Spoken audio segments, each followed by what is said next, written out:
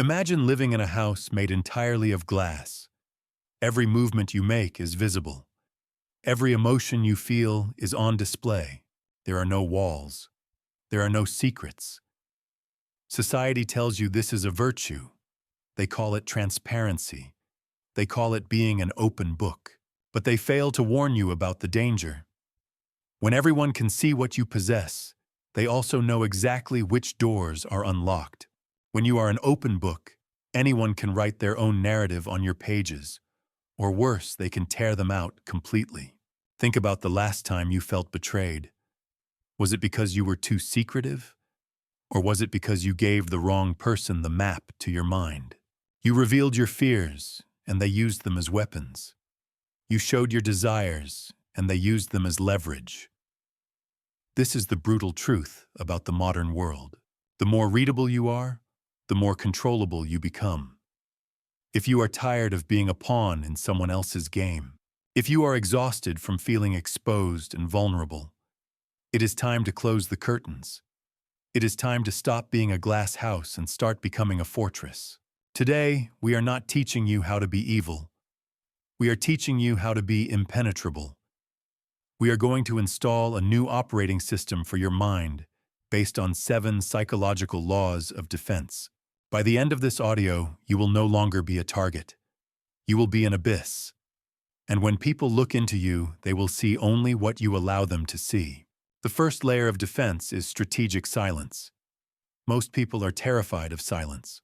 In a conversation, if there is a gap of more than 4 seconds, anxiety kicks in. The average person rushes to fill that gap with words. They chatter. They justify. They reveal things they should have kept hidden just to ease the tension.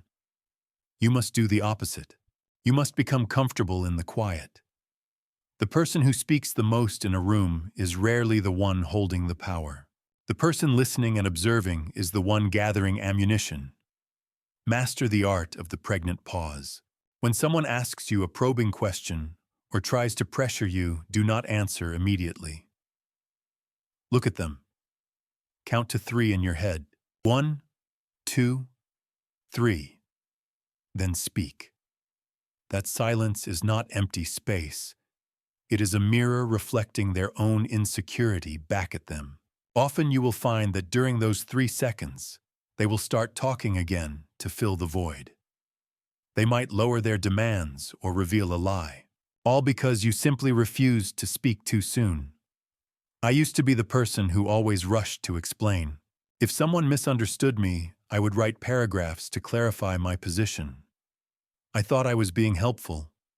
In reality, I was seeking validation. The result was that people respected me less. They saw my over-explanation as weakness. When I started practicing silence, I noticed a strange paradox. The less I spoke, the more weight my words carried. Silence is not the absence of an answer. It is the loudest answer in the room. The second layer is the Stoic mask. Your face is a billboard advertising your internal state to the world. Evolution designed us to signal our emotions to the tribe for survival. But in a modern negotiation or a psychological conflict, this biological trait is a liability. If you frown when you hear a price, you have revealed your limit. If you smile too quickly when you get a compliment, you have revealed your hunger for approval. When people can read your face, they can predict your next move. You need to cultivate a neutral resting face. This is not a scowl. It is not an angry look. It is simply a lack of tension. Think of a still lake that does not ripple regardless of what stone is thrown into it. When people cannot read your face, they cannot calibrate their manipulation. They do not know if you are angry, bored, or amused. This makes them cautious. It forces them to show their cards first, because they are desperate for a reaction from you. In my early career, I was terrible at this. During business negotiations, I would visibly light up when the other party agreed to a minor point. They saw that spark in my eyes. They realized that specific point was emotionally important to me. So what did they do? They used it against me later to squeeze concessions elsewhere. I learned this lesson the hard way. Now I keep my joy in my heart, and my face in neutral. I do not celebrate until the ink is dry. The third layer is the decoy flaw. There is a danger in appearing too perfect or too guarded. If you present yourself as a flawless statue, people will instinctively want to find the crack. Their curiosity becomes aggressive. They will dig until they find dirt. To prevent this, you must master the art of distraction. You must feed them a decoy. This is a calculated weakness that you intentionally reveal to satisfy their hunger for information without exposing anything vital. Admit to a minor, harmless flaw. Tell them you are terrible at directions. Tell them you have an addiction to bad reality TV. Tell them you are clumsy in the kitchen.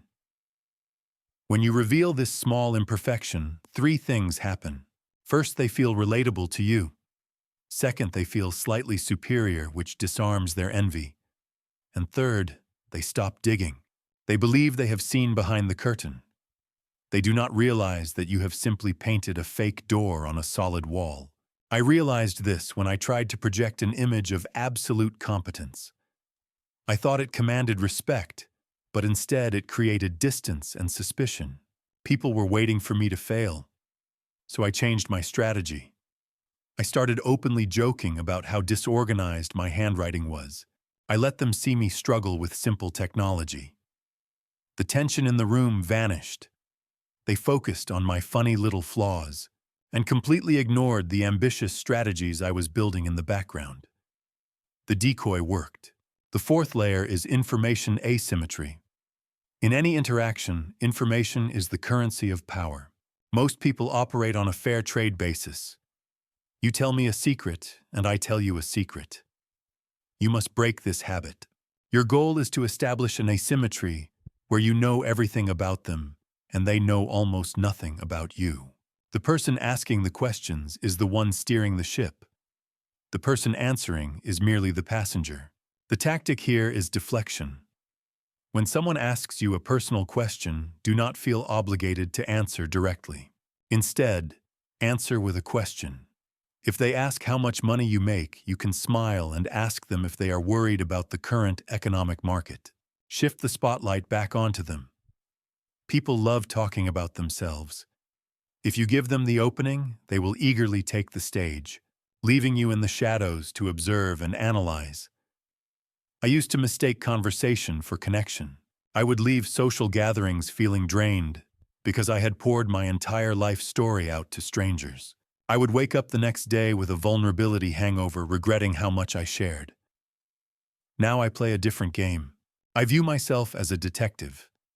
I enter conversations with the intent to discover their map, not to reveal mine. By the time we part ways, they feel heard and validated, and I remain an unsolved mystery. The fifth layer is break the pattern. The human brain is an endless pattern recognition machine. We crave routine because it feels safe. But in the realm of psychological defense, routine is dangerous. If you always eat lunch at the same time, if you always take the same route home, if you always react to anger with apology, you become predictable. And once you are predictable, you can be trapped. A hunter does not need to chase a prey that walks into the same snare every day. You must introduce a calculated element of chaos into your life. Do not be a machine that runs on a schedule written by others. Change your routine without warning. If you are usually agreeable, occasionally be firm. If you are usually quiet, occasionally speak with booming authority. This unpredictability keeps the people around you on their toes. They cannot plan their manipulation because they do not know which version of you will show up today. I used to live like a clockwork soldier. My colleagues knew exactly when I was free and exactly how to guilt me into doing their work. I was reliable to a fault. When I started breaking my patterns, the dynamic shifted instantly. I would say no to requests I usually accepted. I would disappear during times I was usually available. They stopped taking my time for granted because they could no longer predict it. The sixth layer is kill the ego. This is the hardest layer to master because it requires fighting your own biology. Your ego craves validation. It wants to be told it is smart, attractive, and important. Manipulators know this. Flattery is the easiest code to hack into your system.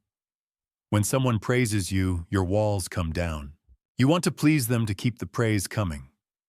To be unreadable, you must detach yourself from both praise and criticism. Treat compliments as data, not as rewards. When someone flatters, you do not let it swell your head. Instead, ask yourself what they want in exchange for that compliment. When someone insults you, do not let it pierce your heart.